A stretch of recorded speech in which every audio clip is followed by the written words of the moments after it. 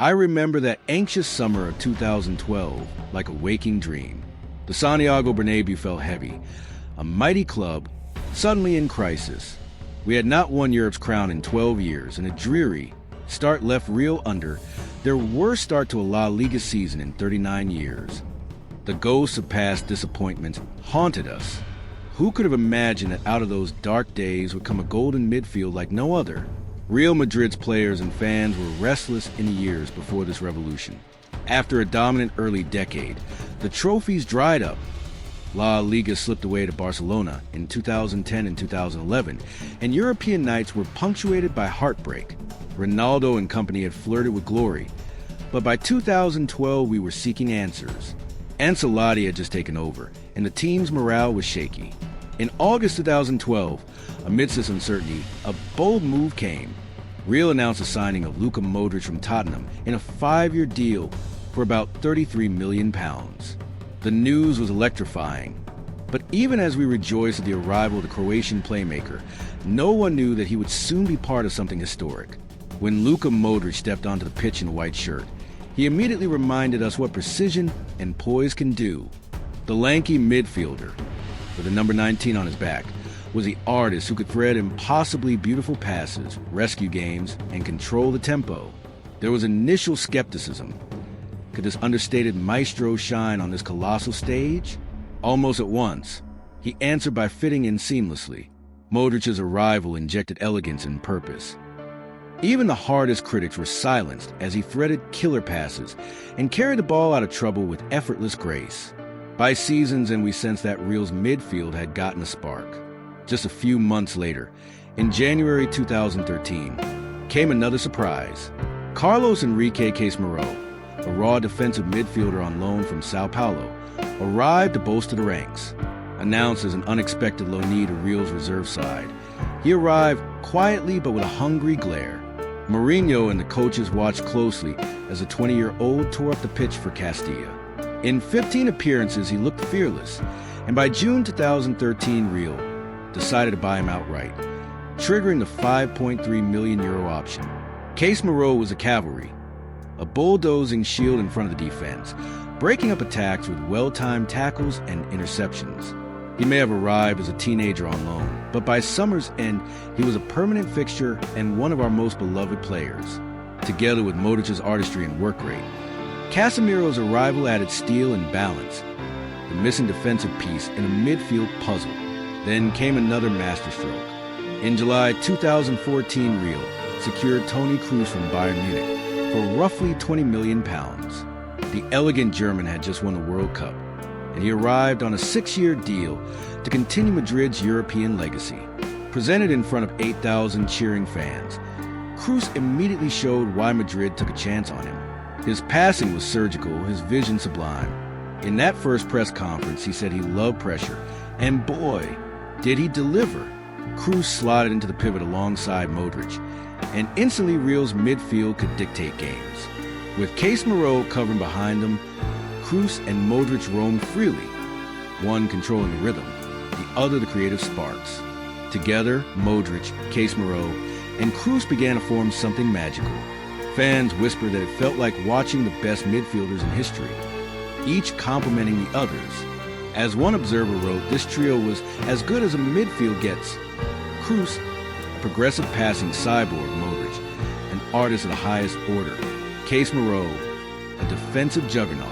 When all three were fit and firing, they played on the same wavelength and were, by a country mile, the best in the world. And indeed, from 2014 onward, we began to reap the harvest of those signings. Almost immediately, trophies followed. These three dismantled a decade of disappointment and propelled Real to heights we had only dreamed of. In 2014, Real won La Decima, their 10th European Cup, ending a 12-year drought. Modrić and Casemiro were part of that team. Kroos joined 2 weeks later, and they felt destiny had arrived. Then, perhaps even more astonishingly, Madrid won the Champions League again in 2016, 2017, and 2018, 3 in a row. It made history.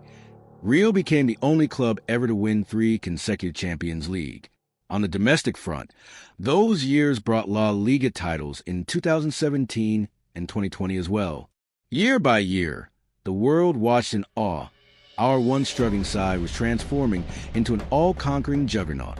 Every week, opposing teams tried in vain to pry the ball from our midfield, but failed. Modrić would step aside and pick out a pass. Kroos would spray the ball with pinpoint accuracy. Casemiro would instantly snuff out an attack. Each of them grew in confidence and stature. At peak, the trio had won almost everything there is to win in club football. 5 Champions Leagues, multiple leagues and cups. Each trophy felt preordained once our midfield clicked into gear. For Madridistas, those years became golden. A dizzying, triumphant blur of night after night of European glory. As early as 2015, whispers of reinforcements grew louder. The club began stockpiling youth to usher in a new era. In early 2016, they signed 18-year-old Federico Valverde from Penarol for a modest €5 million, a bargain that later would pay huge dividends. The midfield still reigned supreme, but Madrid was quietly preparing for the future. By 2021, they gambled on 18-year-old Eduardo Camavinga, paying rent up to €40 million for raw potential, hoping to grow into a Modrić-like operator.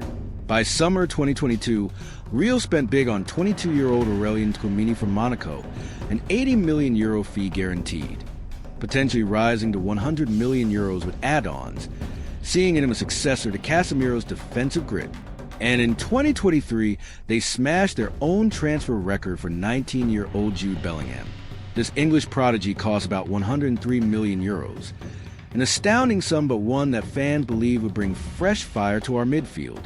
Even teenage Arda Güler was brought in December 2023 for €17.5 million from Fenerbahce, a nod to future potential. With every signing, we hope these young stars would eventually fill the mighty boots of Casemiro, Kroos, and Modrić. Yet, as in all stories, the golden era eventually faced twilight. By 2019, the signs were clear. At training and in preseason images, those champions began to age gracefully. In this 2019 photo, I see familiar faces. Casemiro jogging on the left, Kroos steady at center, Marcelo bending over.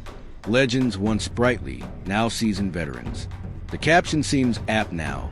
By mid-2022, Casemiro was 30, Kroos 32, and Modrić 36. Their legs were weary and tactics predictable.